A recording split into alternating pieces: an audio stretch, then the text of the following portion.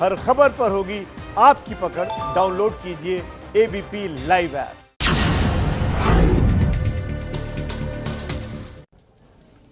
गलवान में चीन का धोखा और इससे जुड़ी बड़ी खबर इस समय की आपको बता देते हैं। भारत और चीन के बीच मेजर जनरल स्तर की बातचीत पिछले 6 घंटे से लगातार जारी है। इससे पहले गलवान घाटी में कल रात चीनी और भारतीय सैनिकों के बीच खूनी झड़प हुई, जिसमें भारत के 3 जवान शहीद हो गए। कई चीनी सैनिक भी मारे गए हैं। हालांकि अभी संख्या की पुष्टि चीन की तरफ से नहीं की जा रही है, लेकिन चीन का जो अखबार है ग्लोबल टाइम्स, उसके एडिटर की तरफ से यह जरूर कहा गया है कि चीनी सैनिकों के मारे जाने की खबर है। संख्या की पुष्टि अभी चीन की तरफ से नहीं की जा रही है। हम सीधे रुक करते हैं। मेरे साथ मेरे सहयोगी नीरज राजपूत मौजूद हैं। नीरज, लगातार ये बैठक जो पिछले 6 घंटे से चल रही है, इस समय मेजर जनरल स्तर की ये बातचीत जो भारत और चीन के बीच चल रही है, कुछ खबरें छनकर बाहर आ पा रही हैं। इस बातचीत में कैसे तनाव कम करने, आगे पहल करने की बात हो रही है? बिल्कुल रोमाना, जो हमें जानकारी मिल रही है, हालांकि सिर्फ सूत्रों के हवाले से है, आधिकारिक जानकारी इस मीटिंग के बारे में अभी तक नहीं बताई गई है। लेकिन हमें जो जानकारी मिल रही है उसके मुताबिक चीन की तरफ से कहा जा रहा है कि जो भारतीय सैनिक थे वो चीन की सीमा में घुसने की कोशिश कर रहे थे, करी थी उन्होंने। इस बात को लेकर झगड़ा हुआ, लेकिन भारतीय सेना का कहना है कि ये जहां पर थे वो भारतीय सेना का ही अधिकार क्षेत्र है, बल्कि चीनी सैनिक वहां पर आकर आए थे। वहां पर जिस बात को लेकर झड़प हुई, दोनों देशों के सैनिकों के बीच में झड़प हुई। पीछे भी हमने देखा कि जो वीडियोज भी थे, गलवान घाटी के आए थे, उसमें दिखाई दे रहा था कि किस तरह से दोनों देशों के सैनिक जो हैं आमने सामने हैं, नदी के किनारे हैं। बड़ी तादाद में सैनिक जो है वहां पर मौजूद है और हम लोग देख रहे हैं पिछले 1.5 महीने से उसी को लेकर उसी का ही नतीजा हुआ। जो जैसे कि जानकारी मिली, फायरिंग नहीं हुई दोनों देशों के सैनिकों के बीच में, लेकिन वही घटना हुई जैसे कि 5 और 6 मई को हमने देखी थी, पैंगोंग से लेक के करीब हुई थी, जब पत्थरबाजी हुई वहां पर, बट से चली और वहां पे लाठी डंडे चले वहां पे दोनों देशों के सैनिकों के बीच में। ऐसी ही घटना यहां पर बताई जा रही है। हालांकि भारतीय सेना की तरफ से आधिकारिक तौर से नहीं बताया गया है, सिर्फ इतनी आधिकारिक तौर से कहा गया कि फायरिंग दोनों देशों के सैनिकों के बीच में नहीं हुई।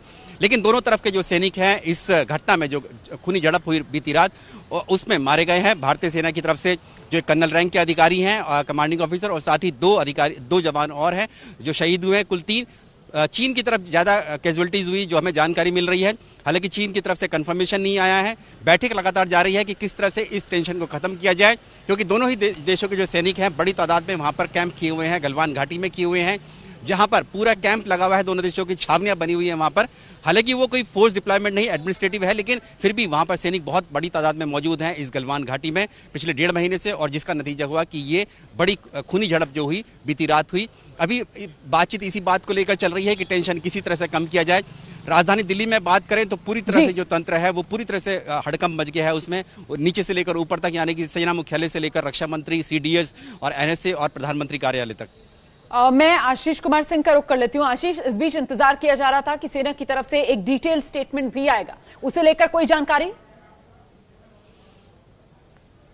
जी बिल्कुल, सरकार की तरफ से डिटेल्ड स्टेटमेंट इस पर दिया जाएगा, लेकिन इंतजार सिर्फ रोमाना जो मिलिट्री लेवल की बातचीत चल रही है, जो मेरी जानकारी है मेजर जनरल लेवल्स पे भारत और चीन के पक्षों के बीच में बातचीत चल रही है। पहले उसमें समाधान का, उसमें पीस का और शांति का एक खाका तैयार कर लिया जाए, एक सहमति बन जाए पहले कि फोर्सेज विड्रॉ हो। जो वायलेंट क्लैशेस कल रात में हुए जिससे दोनों ही तरफ कैजुअलिटीज हुई हैं, उससे निपटने का फैसला हो जाए। उसके बाद औपचारिक तौर पर बयान दे करके देर शाम तक ये जानकारी दी जाएगी कि क्या कुछ दोनों पक्षों के बीच में तय हुआ।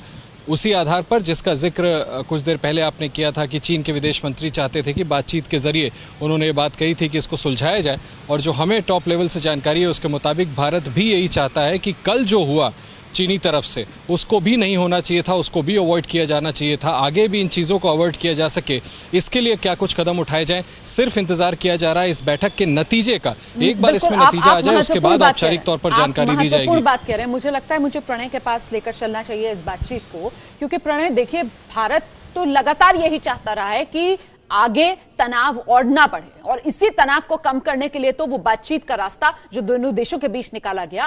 लेकिन सवाल तो अब इसलिए खड़ा हो गया है ना, क्योंकि चीन ने धोखा दे दिया। प्रणय उपाध्याय, जी बिल्कुल, जिस तरीके का घटनाक्रम हुआ है और जो सूत्रों से जानकारी मिल पा रही है रोमाना, जो डिटेल्स हैं वो काफ़ी जो है परेशान करने वाले हैं। हालांकि आधिकारिक बयान में फिलहाल हम उसी पर बात करेंगे जो आधिकारिक या अंतरिम बयान भारतीय सेना की तरफ से जारी किया गया है, जिसमें इस बात को स्वीकार किया गया है कि डी एस्केलेशन की प्रोसेस में, यानी तनाव कम करने की कवायदों के बीच ही जिस तरीके से तनाव बढ़ गया और इस तरीके का घटनाक्रम हुआ जिसके अंदर भारतीय सेना के एक जो अधिकारी हैं और उनके समेत 2 अदर रैंक्स जो हैं उनकी जान गई, उनकी शहादत हुई, वो शहीद हुए इस घटनाक्रम के अंदर। जिस चीज का हवाला आप दे रही हैं रोमाना कि आखिर ऐसा क्या हुआ कि बातचीत जब चल रही थी, दोनों देशों की तरफ से कोशिश हो रही थी, मिलिट्री लेवल पर, डिप्लोमेटिक लेवल पर, डायरेक्टर लेवल्स की बातचीत हुई थी। इसके अलावा जो 6 जून को लेफ्टिनेंट जनरल लेवल की बातचीत हुई थी, भारतीय सेना की तरफ से कोर कमांडर 14 कोर जो थे वो उसके अंदर मौजूद थे और कोशिश की गई थी कि बातचीत का एक खाका तैयार किया जाए, किस तरीके से तनाव को घटाया जाए। लेकिन कहीं ना कहीं लग रहा था कि जो कदम पीछे खींचता चीन नजर आ रहा है वो असल में उसकी मंशा नहीं है और जिस चीज के ऊपर वो जिद पर अड़ा हुआ है कि भारत इंफ्रास्ट्रक्चर डेवलपमेंट का काम वहां न करे, इंफ्रास्ट्रक्चर डेवलपमेंट का काम वहां रोके, उसके लिए वो फोर्स के इस्तेमाल करने पर भी आमादा है। यानी कहीं ना कहीं एक ब्रीच ऑफ ट्रस्ट जो है वो चीन की तरफ से इस मामले के अंदर दिखाया गया है। और सबसे रोचक बात यह है रोमाना कि इसके अंदर भारतीय सेना ने तो इस चीज को स्वीकार कर लिया कि उसके कितने लोग शहीद हुए हैं, लेकिन चीन की तरफ से अगर आप देखें तो जिस तरीके के बयान आ रहे हैं, आधिकारिक रूप से बयान अभी तक कोई नहीं आया है चीनी विदेश मंत्रालय का, जो चीनी सरकारी मीडिया है उसके अंदर अलग अलग तरह के बयान आ रहे हैं। यानी कहीं ना कहीं चीन जो है वो भी एक उलझाव में फिलहाल नजर आ रहा है इस पूरे घटनाक्रम को लेकर। लेकिन जैसा आशीष भी जिक्र कर रहे थे, जैसी लगातार ये बात हो रही है कि अभी भी कोशिश यही है, भारत में भी उच्च स्तर की जो बैठकें हुई हैं, चाहे रक्षा मंत्री राजनाथ सिंह और विदेश मंत्री एस जयशंकर ने तीनों सेना प्रमुखों और सीडीएस के साथ बैठक की हो या प्रधानमंत्री के साथ भी जो रक्षा मंत्री की बातचीत हुई हो, इसके अंदर कोशिशें फिलहाल भारत की तरफ से अब भी यही हैं कि तनाव कम करने की क्या कोशिशें हो सकती हैं।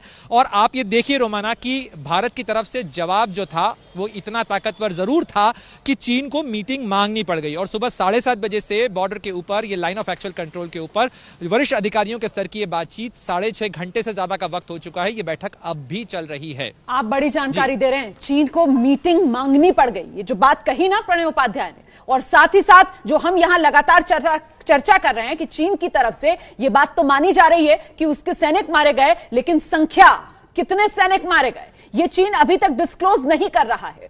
क्या ये चीन की मजबूरी दिखाता है कि चीन समझ गया है ये 1962 वाला भारत नहीं है, ये 2020 का भारत है और इसी वजह से बातचीत की बात अब चीन की तरफ से कही गई।